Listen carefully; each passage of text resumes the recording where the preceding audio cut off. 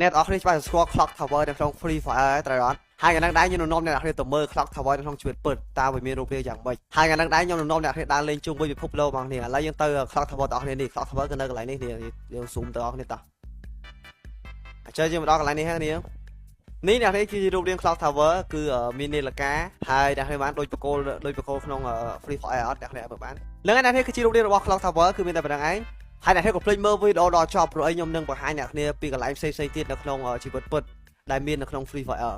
ឥឡូវចូលមកដល់កន្លែងទី2អ្នកនេះមានដែរឆ្ងល់អត់ថា map Bermuda និង map Bermuda ទាំងមូលហ្នឹងតើគេយករូបរាងមកពីណាអញ្ចឹងថ្ងៃនេះខ្ញុំនឹងបង្ហាញអ្នកគ្នាអូខេអញ្ចឹងអ្នកគ្នានេះមកកន្លែងនេះមកនេះគឺកោះហ្នឹងតូចមែនតើនេះបាននេះគឺតូចមែនតើនេះគឺលឺតូចមកជាន់ទៀតនេះតូចមែនតើមើល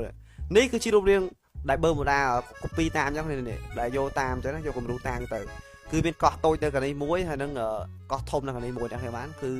ដូច map Bermuda មែនតើអ្នកនេះក៏កន្លែងមើលក៏ដឹងថាដូច Bermuda ដែរគឺវាមានស្ពានឆ្លងទៅមកទៅវិញហ្នឹងនេះមានស្ពានឆ្លងទៅមកទៅវិញកន្លែងនេះគឺដូច map Bermuda មែនតើអញ្ចឹងមានន័យថា Bermuda គឺគេយកគំរូពី map មួយនឹងឯងគ្នាអញ្ចឹងគឺយើងមានតែប៉ុណ្្នឹងឯងចំពោះ map រូបរាងរបស់ Bermuda ហើយមុននឹងយើងធ្វើការចូលទៅមើលទីកន្លែងផ្សេងៗទៀតគឺថាយើងសូមប្រម៉ូទ channel មួយសិន channel របស់គាត់គឺមានឈ្មោះថា Top Fan KHFF channel របស់គាត់គឺគាត់ចេញវីដេអូ highlight របស់បង KH ណាគ្នាយើងនិយាយទៅគាត់យកវីដេអូពី live របស់បង KH មកចាក់ក្នុង YouTube អញ្ចឹងណាគ្នាយើងអញ្ចឹងបើសិនអ្នកបានមើល live របស់បង KH Daily Game អ្នកអាចចូលទៅមើលក្នុង channel នេះបានគឺគាត់មានផុសវីដេអូរបស់បង KH ចូលក្នុង YouTube អញ្ចឹងណាហើយដល់ពេលអ្នកចូលដល់ channel គាត់អ្នកក៏ភ្លេចណា subscribe ទៅកាន់ channel គាត់ម្នាក់មួយដាក់រូបកណ្ដឹងជូនគាត់ម្នាក់មួយណាគ្នាយើងលេខ channel គាត់គឺខ្ញុំនៅខាងក្រោមវីដេអូកន្លែងទី3គឺជាប្រាសាទមួយគ្នាប្រាសាទមិនដឹងថាជាប្រាសាទឬក៏ជាទីលានស្អីទេនាងអ្នកមើលបានអញ្ចឹងយើងទៅរកកន្លែងនឹងទាំងអស់គ្នានៅក្នុងជីវិតពិតរបស់យើងអញ្ចឹងកន្លែងនេះគឺនៅកន្លែងនេះគឺនៅកន្លែងនេះគឺយើងនេះមកទៅឆ្ងាយមកនេះគឺជារូបរាងហ្នឹងបានគឺដូចនៅក្នុង Free Fire អត់អ្នកមើលពីលើបានគឺដូចក្នុង Free Fire អត់គឺវាមិនដូច 100% ទេប៉ុន្តែ Free Fire គាត់យកគំរូពីនេះអញ្ចឹងណាយកគំរូពីប្រាសាទមួយនេះអ្នកនេះគឺដូច Free Fire មែនតើគឺយើងមានកន្លែងឡើងកន្លែងអីនេះកន្លែងឡើងកន្លែងតិចតួចកន្លែងនេះហើយ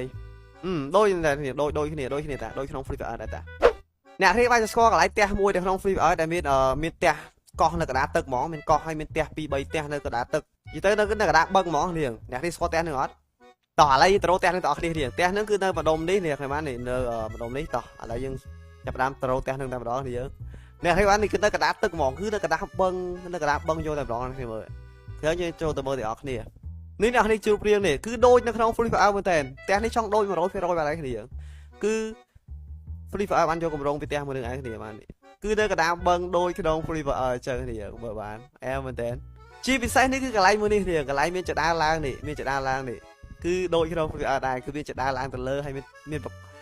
ជាពិសេសគឺបកគោលនេះបកគោលនេះគ្នាបកគោលឡូវមែនតើគ្នាគឺការពិតគឺ Free Fire គាត់យកគំរូពីនេះតែយកគំរូពីក្នុងជីវិតពិតម្ដុំនេះអូខេមានតែផ្ទះមួយនឹងទេដែលមានអារម្មណ៍ថាដូចក្នុង Free Fire មែនតើគ្នាគឺថាគឺ Free Fire ធ្វើឡើងដូចគ្នាមែនតើដូចនៅក្នុងជីវិតពិតមែនតើគឺមានផ្ទះនៅកណ្ដាលទឹកទៅនៅកណ្ដាលបឹងយកតែម្ដងនេះនៅកណ្ដាលកោះហ្មងគឺហើយមានផ្ទះ2 3ដូចក្នុង Free Fire អញ្ចឹងអានេះឡូយមែនតើតោះគ្នាឥឡូវចូលដល់មកកន្លែងទៀតហើយកន្លែងមួយនឹងអ្នកនេះតែងតែស្គាល់កន្លែងហ្នឹងគឺជាផ្ទះលិចទឹកហើយវាមានកោះមួយនេះផ្ទះលិចទឹកហើយវាមានកោះមួយនៅកណ្ដាលហើយមានផ្ទះលិចទឹកពីនឹងនិយាយទៅផ្ទះសង់លើទឹកយកតែម្ដងតោះឥឡូវយើងនាំអ្នកនេះទៅកន្លែងហ្នឹងគឺនៅកោះម្ដុំនេះកោះនេះគឺថាកោះនេះលើឆ្ងាយពីកន្លែងនេះទៅឆ្ងាយហើយកោះនេះតូចមែនតើនេះមើលនេះលុបសុទៅនេះគឺនេះកោះតូចកន្លែងមួយនេះចឹងនេះបាននេះគឺមានកោះកន្លែងនេះមួយហើយអ្នកនេះខិតមកនេះតិចមកនេះគឺនៅម្ដុំនេះនេះចឹងនៅម្ដុំនេះគឺសិតតែតិចផ្ទះលិចទឹកចូលម្ដងគឺសិតតែលិចទឹកវាអត់ដូចគ្នា 100% ទេនេះគឺថាវាអត់ដូចគ្នា 100% ណាហ្នឹងហើយគឺវាខុសគ្នានិយាយទៅអត់ដូចគ្នាក្នុងហ្គេមទេគាត់ថាគំរូវាគឺធ្វើចឹងឯងនេះរបៀបផ្ទះនៅជិតសមុទ្រហើយមានផ្ទះក្នុងលើទឹកអីចឹងទៅអញ្ចឹងគំរូរបស់គេធ្វើចឹងឯងគឺវាអត់ទៅដូចគ្នាទេហ្នឹងឯង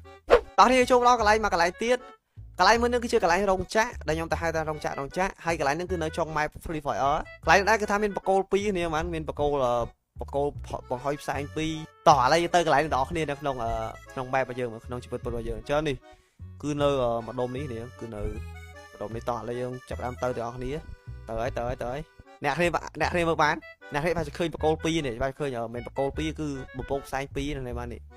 អ្នកគ្នាមើលឃើញអត់នេះគឺបងប្រុសផ្សែង2នេះអ្នកគ្នាបាននេះគឺរូបរាងបងប្រុសផ្សែងនេះគឺបងផ្សែង2នេះគឺអត់សូវដូចទេប៉ុន្តែគំរូអូខេយកពីប្រហែលយកពីកន្លែងហ្នឹងឯងគ្នា free for យកពីកន្លែងហ្នឹងចូលកន្លែងនេះស្អាតហើយគ្នា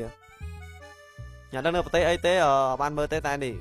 គឺរោងចក្រនៅម្ដុំនេះឯងគ្នារោងចក្រនៅម្ដុំនេះមើលពីលើបានដូចគ្នាមើលពីលើបានដូចទាំងដូចនៅក្នុងកែវចឹងដូច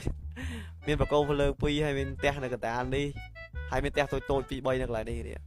ដូចមែនតើដូចនៅក្នុងកែវអូខេចំពោះកន្លែងមួយនេះវិញគឺថាមានប្រាសាទមួយរូបរាងរបស់ប្រាសាទហ្នឹងគឺដូចប្រាសាទពីរ៉ាមីតចឹងប៉ុន្តែគឺតូចទេអត់ប្រាសាទពីរ៉ាមីតគឺវាធំតែប្រាសាទនេះគឺតូចមែនតើអញ្ចឹងពេលខ្ញុំឃើញប្រាសាទហ្នឹងគឺថាខ្ញុំនឹកឃើញដល់ប្រាសាទមួយគ្នាគឺប្រាសាទបាក់សីចាំក្រុងអញ្ចឹងអ្នកនេះចូលមកកាន់ប្រទេសកម្ពុជាមកហើយ